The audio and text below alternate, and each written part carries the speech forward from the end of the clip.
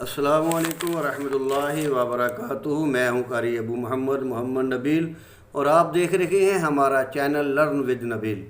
मोहतरम नाजरीन और सामीन, हम आपकी खिदमत में नूरानी क़ायदे का सबक नंबर 17 तख्ती नंबर 9 लेकर हाज़िर हुए हैं, जो कि मद्दात के बारे में है।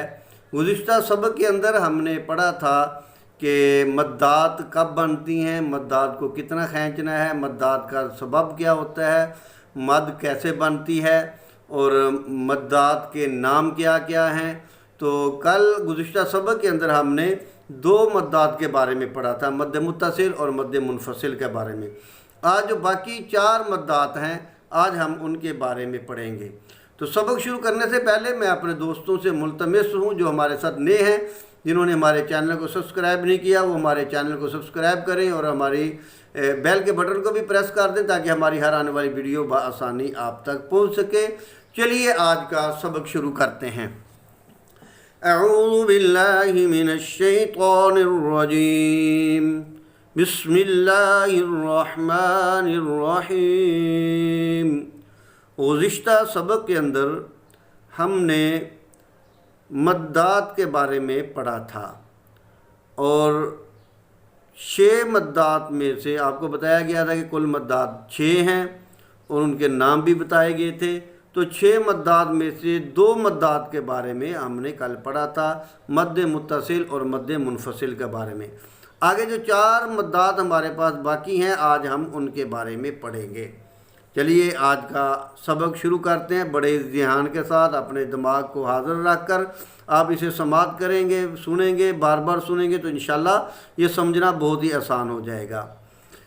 मद्द लाज़म, हरूफ मद्दा के बाद सुकून असली के बाद, सुकून असली जैसा कि पहले भी गुज़िश्ता सबक में बताया है, सुकून असली वो सुकून है जो खुद ब खुद साकन हो, आपने साकन ना किया हो वक़फ़ की वजह से, बल्कि वो खुद ब खुद ही साकन हो। तो हरूफ मद्दा के बाद सुकून असली हो या तशदीद वाला हरफ हो, ऐसा हरफ जिसके ऊपर शद हो। तो ऐसा हरफ जिसके ऊपर शद हो तो हरूफ मद्दा के बाद इन दोनों में से कोई भी हरफ आ जाए तो वहाँ जो मद पैदा होगी वो है मद्द लाज़म, वो है मद्द लाज़म। अब आपको मैं ये दिखाता हूँ, ये देखिए, ये है हरूफ मद्दा, दाद अलिफ ज़बर दौ, आगे है लाम मुशद्दद, ये तशदीद वाला लफ्ज़ है। तो यहाँ हरूफ मद्दा के बाद जब तशदीद वाला हरफ आ जाएगा तो फिर जो मद पैदा होगी वो मद लाज़म पैदा होगी। आगे दाब्बा है, यहाँ भी ये मद लाज़म है, हाजा का यहाँ भी मद लाज़म है, हाजू का। ये छोटा बहुत आसान सा कायदा है कि हरूफ मद्दा के बाद सुकून असली हो या तशदीद वाला हरफ, इन दोनों में से कोई भी आ जाए तो वहाँ जो मद पैदा होगी वो है मद लाज़म। तो यहाँ जो मद पैदा हो गई वो है मद लाज़म। और आगे है मद लीन लाज़म, हरूफ लीन के बाद। अब इस बात को ज़हन में रखिए, पहले हरूफ मद्दा की बात हो रही थी, अब हरूफ लीन की बात हो रही है। हरूफ लीन के बाद सुकून असली हो, जैसा कि पहले बताया था कि हरूफ लीन 2 हैं, वाव और या, यानी वाव साकना से पहले ज़बर हो तो वाव लीन है और या साकना से पहले ज़बर हो तो या लीन है। तो हरूफ लीन के बाद सुकून असली हो यानी जज़म हो, खुद ब खुद साकन हो, हमने उसे साकन ना किया हो किसी वक़्फ़ की वजह से। जैसे कि हमने पहली तख्ती में पढ़ा था आइन ओइन, तो ये खुद ब खुद साकन है, इसे हमने साकन नहीं किया। तो यहाँ जो मद पैदा होगी वो होगी मद लीन लाज़म। तो मद लीन लाज़म यहाँ पैदा। अब मद लाज़म और मद लीन लाज़म को हमने लंबा कितना करना है, इसको खींचना कितना है। तो मद लाज़म और मद लीन लाज़म को हमने 3 अलिफ यानी 6 हरकत के बराबर खींचना है। मद लीन और मद लीन लाज़म को हमने 6 हरकत के बराबर खींचना है। तो आगे है मद्द आरज़, मद्द आरज़। तो मद्द आरज़ यहाँ फिर हरूफ मद्दा की बात आ गई।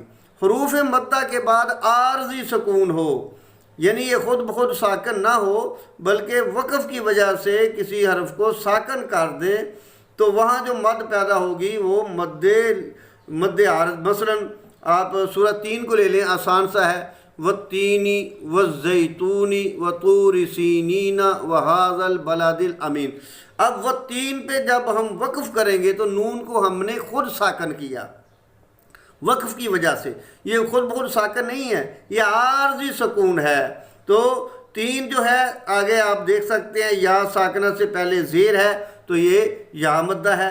تو یہاں جو والتین ہے یہ حروف مدہ کے بعد نون کو ہم نے عارضی طور پر ساکن کر دیا، تو یہاں جو مد پیدا ہوگی وہ مد عارض پیدا ہوگی. قرآن کریم میں بہت سارے مقامات جیسے الہاکم التکاثر میں آپ چلے جائیں، کلا سوف تعلمون ثم کلا سوف تعلمون، تو یہ بھی عارض سکون ہے. جب ہم یہاں پہ ساکن کر دیں گے کلا سوف تعلمون، جب ہم نے اس کو ساکن کیا تو پھر یہاں پہ مد عارض جو ہے وہ پیدا ہوگی، پھر ہم یہاں پہ مد کریں گے. اسی طرح عما یتساءلون 30ویں پارے کے اندر چلے جائیں آپ، پہلی صورت کے اندر تو آپ کو یہ نظر آ جائے گا. تو یہ ذہن میں رکھیے گا، جب ہم عارضی طور پہ ساکن کریں گے حروف مدہ کے بعد کسی حرف کو تو پھر جو مد پیدا ہوگی وہ مد عارض پیدا ہوگی. قرآن کریم میں سب سے زیادہ جو مد پیدا ہوتی ہے وہ ہے مد عارض. آگے ہے مد لین عارض.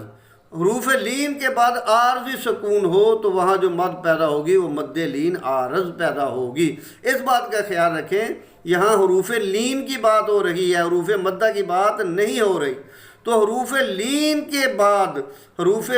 کے بعد میں بار بار اس بات کا اس لیے زور دے رہا ہوں تاکہ یہ بات ذہن میں بیٹھ جائے کہ حروف مدہ کے بعد کون سی مد آئے گی، حروف لین کے بعد کون سی مد آئے گی.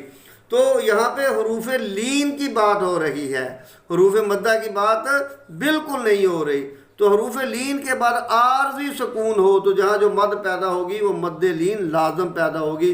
جیسا کہ ہم سورہ قریش میں دیکھتے ہیں لِإِيلَافِ قُرَيْشٍ إِيلَافِهِمْ رِحْلَةَ الشِّتَاءِ وَالصَّيْفِ. قریشن، اب یہاں پہ یہ ہے حروف لین، یا ساکنہ سے پہلے جو ہے یہ زبر آ گئی تو یہ حروف لین ہے. آگے جو ہے آگے ہم نے وقف کی وجہ سے یہاں اس کو ساکن کر دیا، شین کو. جب ہم ساکن کریں گے تو یہاں جو مد پیدا ہوگی وہ مد لین عارض پیدا ہوگی. اس بات کو ضرور اب مد عارض اور مد لین عارض کو ہم نے کھینچنا کتنا ہے، اس کو لمبا کتنا کرنا ہے، تو اس کا قاعدہ بھی تو اس کو بھی ہم دیکھ لیتے ہیں. تو مد لین عارض اور مد عارض کو ہم جو کھینچیں گے تو وہ 2 یا 3 الف کے برابر ہوگا. اس کا جو کھینچا جائے گا وہ 2 یا 3 الف کے برابر کھینچا جائے گا، یعنی 4 یا 5 حرکات کے برابر اس کو لمبا کیا جائے گا. اس سے زیادہ اسے لمبا نہیں کیا جائے گا. اس سبق کو شروع کرنے سے پہلے یہاں ایک بات کا اور خیال رکھیں، یہ مد تب پڑھیں گے جب آپ حمزہ پڑھ لیں. مثلا یہ آپ دیکھیں، یہ ہے جیم الف زبر جا، اسے حروف مدہ کے برابر ہم نے لمبا کرنا ہے. جیم الف مد زبر جا، حمزہ زبر آ. اب یہ حمزہ نے ہمیں کہہ دیا کہ یہ پچھلا جو حروف مدہ ہے اب آپ اس کو کھینچیں، اسے لمبا کریں. اب آپ یہاں پہ مد کریں تو اب ہم اس کو لمبا کریں گے.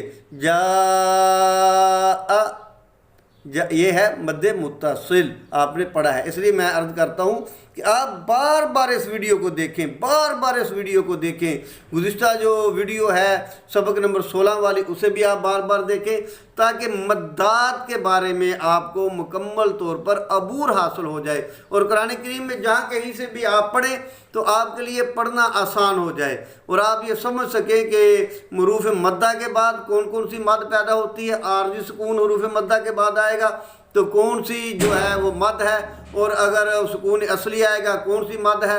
حروف لین کے بعد کون سی مد پیدا ہوگی، اور عارضی سکون کے بعد کون سی مد پیدا ہوگی، اور اصلی سکون کے بعد کون سی مد پیدا ہوگی. تو اس بات کو جب آپ ذہن میں رکھیں گے تو انشاءاللہ العزیز آپ کے لیے ان مدات کو سمجھنا بہت ہی زیادہ آسان ہو جائے گا. تو آج کی تختی کو انشاءاللہ العزیز ہم کل شروع کریں گے۔ آج یہ مدات پہ ہی اکتفا کرتے ہیں۔ تو میں ملتمس ہوں دوستوں سے کہ اسے بار بار دیکھیں، بار بار دیکھیں، بار بار دیکھیں، تاکہ اس کا پڑھنا اور اس کا یاد کرنا اور سمجھنا آسان ہو جائے، قرآن کریم کا سمجھنا آسان ہو جائے۔ ملتے ہیں جلد ہی ایک نئے سبق کے ساتھ، تب تک کے لیے اجازت دیجیے۔ السلام علیکم ورحمۃ اللہ وبرکاتہ۔